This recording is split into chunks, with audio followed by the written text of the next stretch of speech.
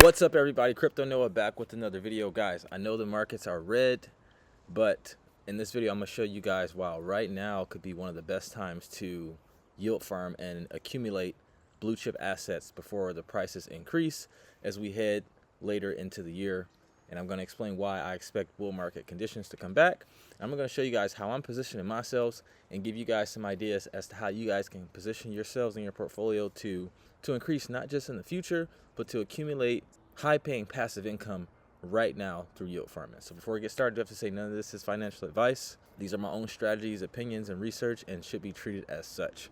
So to start, let me just give you guys my macro outlook on what's going on so I can tell you guys why I'm positioning myself this way. So the first thing to note is that 2 days ago, the Federal Reserve had their meeting and they kept rates unchanged. And they're still signaling that they're planning on cutting rates just twice this year because inflation is still sticky. And, you know, we just seen the situation with Donald Trump increasing the tariffs on China and Mexico and Canada. And this could lead to inflation increasing because it adds taxes on goods that we're importing. Those costs get passed on to customers. And if prices are increasing, you know, it's basically people's purchasing power dwindling. It's kind of the same thing. So that's why they think it's going to increase inflation. And this also just scares markets in general because this is such a big change. You know, I would argue it's what's needed to be done in a certain extent, but most politicians, they move in a way so they can get reelected. This is Donald Trump's second term, and I think he's just coming in a lot more aggressive this cycle because, you know, this is his last one. At least that's what I think. And in regards to him raising tariffs, I think that he's raising tariffs to put pressure on the Federal Reserve to lower rates. So I think he's possibly trying to have a negative impact on the stock market and financial markets in the short term so that the Federal Reserve can be incentivized to lower rates to get the economy, you know, back on track, back bustling, and people buying goods. Now, I want to talk about interest rates a little bit more here. We've never had a major crypto cycle, not Bitcoin reaching all-time highs, but a major altcoin cycle, including Bitcoin, including ETH, including alts, with interest rates this high. So if we look at this little bootleg chart that I made here, it has the date, Bitcoin all-time high price, and then the federal funds rate. So back in 2013, when Bitcoin reached the all-time high of 1,165, you see where interest rates were at. December 2017, when Bitcoin almost reached 20 grand, rates were between 1.25 and 1.5%. April 2021, when Bitcoin hit, this should be 67K. When it hit 67, interest rates were pretty much at the bottom because this was post-COVID. Same with November 2021. And then we had March 2024, where we have between 5.25% and 5.5% interest rates. And now we've seen Bitcoin hit 108K at a little bit lower at 4.25. Now, the reason why this is important is because, you know, Bitcoin hit these all-time high levels with institutional adoption. We had a Bitcoin ETF, and then Donald Trump got elected, and markets got really, really excited, right? Ethereum didn't have that same momentum, right? And then we were already hearing about Donald Trump talking about a strategic Bitcoin reserve, not so much a strategic Ethereum reserve, yet alone other altcoins. So Bitcoin had like a little bit of an extra steam. Like if you kind of think of them as all trying to leave orbit and go out of space, Bitcoin left orbit and it detached a little bit from the others. And we can see that in the performance. Now, I believe that's eventually going to happen with ETH as well in terms of it being able to reach all-time highs at a high interest rate environment, but it just might take a little more. It's going to take a little bit more time and a little bit more stamp of approval. You know, institutions aren't as bullish on ETH as they are on Bitcoin yet, right? The Trump administration announced that they're going to do a strategic crypto reserve, but the fine print is that they're just holding the Bitcoin that they've already confiscated. I forget the amount. It's around 200,000 something Bitcoin, but they're not using taxpayer dollars to buy Bitcoin. They're just holding Bitcoin. And because the United States is holding Bitcoin, eventually, maybe not today, maybe not tomorrow, maybe not next month, maybe not next year, although I think it would be, eventually countries are going to be buying crypto as well. And, you know, they didn't confiscate as much as the U.S., so they're actually going to have to buy Bitcoin, which is going to increase the price. Now, what's going to eventually happen is that, and this is why I think altcoin season is going to return this year, as more of these institutions are buying Bitcoin and they're making money with Bitcoin, they're going to want to, especially hedge funds, like smaller institutions, they're going to want to take some profits and put that money into ETH and into other altcoins. Like I still believe that we're going to have a full altcoin cycle this year. And because Bitcoin is now owned by governments, You know, when institutions take a risk off approach, instead of being 0% Bitcoin, just because of this fact, because Donald Trump is holding Bitcoin and ETH through World Liberty Mutual and all these other things. We have the first crypto president launch his own meme coin. When they go risk off, they're not going to sell all of their Bitcoin. Right now, they may sell all of their ETH, but they're not going to sell all of their Bitcoin. Okay, so now let's take a look at the crypto fear and greed index, because, you know, the reality is that markets are fear and greed, right? You can see that we are in major fear mode. And in order to get into that greed, we need to have maximal fear. You know, they say be greedy when people are fearful, fearful when people are greedy. This is true in buying and holding, and as you will see, this is also going to be true with yield farming as well. You just have to know how to structure your pools, and I'm going to go over that with you guys here in a bit. You know, if we look at Bitcoin's price, you can still see that we're at 84,000, right? We have not went below our 200-day or below our 67, and you can see anytime we're on top of our 62 EMA, we've been in bullish conditions, and we're still well above it, right? As long as the market is treating this as support, we're good, no matter how big the drawbacks are, right? You saw when it got below here, we were in bearish conditions, but we've pretty much been in bullish conditions since around October 2023. And until we get below this and turn it into resistance like we did here, I'm still going to be bullish in my buying and in my liquidity providing, right? Now with ETH, same thing here, but you can see ever since it broke the 62, it's been in down conditions. We even broke this major trend line. But if we look at overall the crypto total market cap, again, we've been in a bull market since Bitcoin has been in a bull market. Obviously, Bitcoin makes up most of the weight. And we came right back down to retest this previous level of resistance. Was resistance here, resistance here, resistance here. We blasted through the resistance, and now we're coming down to test it as support. This is a major support area going all the way back to May of 2021. So I still see that we are in a bull market. The deeper the trench, the higher the peak sometimes. And in every Bitcoin bull market, you saw it drop 20, 30, 40% on its way up to hit all-time highs. And guys, I do have to say, it could go lower, right? You want to watch what the smart money is doing. I made a video following the World Liberty Financial Holdings, which is the institution that is backed by Donald Trump, Eric Trump, Donald Trump Jr., and Barron Trump. And you can see some of the assets that they're holding. They were holding over 200 million in ETH and over 60 million in Bitcoin like a month ago. But you see this has been a major sell-off. So this is some smart money, right? This is Trump. He's the president, okay? Do they know something we don't know? Perhaps. If they didn't believe in it, though, I would tell you they would have sold all of this stuff, right? They're still holding millions of dollars.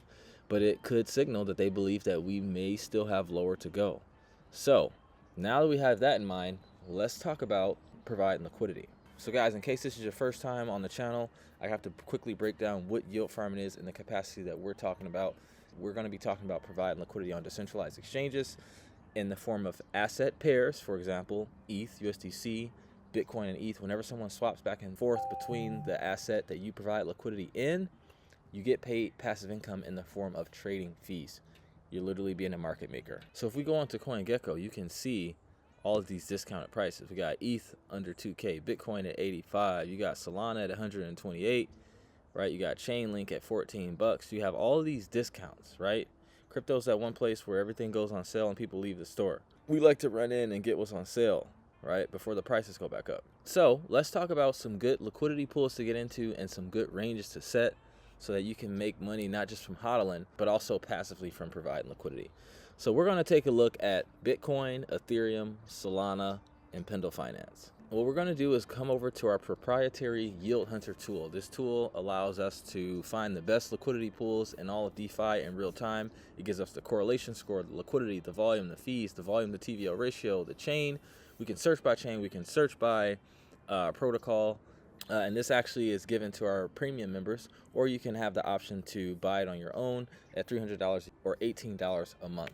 And if you guys are interested in taking your portfolio to the next level and learning how to take advantage of the best opportunities that DeFi has to offer, we have a yield farming course, which I think is the best on the market. It's 14 hours, and it goes over everything you need to know, from technical analysis to mindset to providing liquidity in bull markets and bear markets. And you get a strategy session, and you have access to all of our coaches and our team. We do multiple calls per week where we're just trying to help people maximize their portfolio. If that sounds interesting, click the link in the description, book a free strategy session. Or just join our free community and you'll at the very least get access to my weekly market updates that I don't post on YouTube. Coming back here, so if we want to look for yields on Bitcoin, you type in WBTC and it shows you all the yields that you can get on all the chains. So you got some on Sonic, Wrap, Bitcoin, USDC, I haven't looked at the shadow exchange, so I'm not sure about that yet, but 283% APR, pretty fantastic. Bitcoin USDC on Orca, 65%. Bitcoin USDC on Uniswap, on Polygon, 49%. Bitcoin Sol, 40%. Bitcoin USDC, 39%. Guys, this is so much higher than you can get on any savings account. Even if you borrow against your Bitcoin and pay a 10% interest rate, you can come here and get triple that very, very conservatively, right? So when you're providing liquidity, it's good strategies for bull markets, bear markets, and sideways markets. But you also want to anticipate where you think the market's going to go. I think the market's going to go up. I'm going to give my range some room to grow on the upside so I can capture that yield, because you want to be in range when these big candles print. So this is the range I'm using here, these two green lines, right, between 70,000 and 109,000, going all the way back to all-time highs. You may be asking, well, if you think it's going to go up, why not provide liquidity from 80,000 up to 109,000? Well, remember I told you, World Liberty Mutual, they just sold a crap ton of Bitcoin and ETH. So I believe we may have some room to go. We have tariffs, right? The Fed's holding rates. I just told you guys how Bitcoin has done good finally in a high rate environment, but it took institutional capital. Altcoins haven't had that yet. So we might have further down to go. And if we do, I want to capture that yield. So if it goes down, I'm getting paid. And if it goes back up and I have to rebalance, hey, I broke even, and then I made some money on top of that because all the fees that I accumulated from the price going down and up. Because remember, you're getting paid off of buying and selling volume, right? So that's a good pool to enter for BTC. Let's look at ETH. So if you just type in ETH, it'll give you all these pools, and it searches by TVL. But if we just look at ETH USDC, we want to be conservative. Look at that on the Camelot Exchange, 233%. Sonic, 152%. Aerodrome, 92%. Aerodrome on Optimism, 57%. Pancake Swap, 54, 53, 40, 34, right? It's so many places you can go to get over 30%, like over 15, right? And for ranges, if you're just looking at ETH USDC, and I can come here, a good range for ETH USDC is 1579 all the way up to 2437. And as it goes up, you can always increase the ranges, right? But just like with Bitcoin, ETH could possibly go lower. This is the next major area of support. So if it goes down to 1600, I want to capture that yield while it goes down there. Next, let's have a look at Solana. If we look at Solana, you scroll down here, look, you have Sol USDT on Radium, 884%. 884% on Solana and USDT. Guys, that's pretty amazing, right? Sol USDC on Radium, 374%. If you don't trust USDT, go USDC, cut your yields in half, but you're still getting, right now, over 1% per day, right? Do I even need to look further? You come on here, you go to Solana. I would love to see Solana get back down to $100, be able to get some cheap Solana. And since we're on the weekly here, if we go on the daily, we've already turned this 62 into resistance, right? And anytime the 62 is on top of the blue, we're in bullish conditions, but we just had this cross. So now we got the 62 under the 200 day. And we haven't had that happen since here. And that usually indicates bearish conditions, right? But I think this is a strong support area. And we did just have the CME group say they're going to launch Solana futures a few days ago. So yeah, I think we could go lower than 100, but I wouldn't be upset to get some Solana at 100 or at least capture the yield. So this would be my range here from $100 to 212. And in addition to that, you can, you set the wide ranges. Your yield isn't going to be as high, but your risk is lower. But you can do it multiple ways at the same time. So if you wanted to, I can go ahead and clone this, and I can enter into two positions, and I can do one here, and I would recommend putting a little bit less money here because the risk is higher. But you want to be in range to get the big swings, right?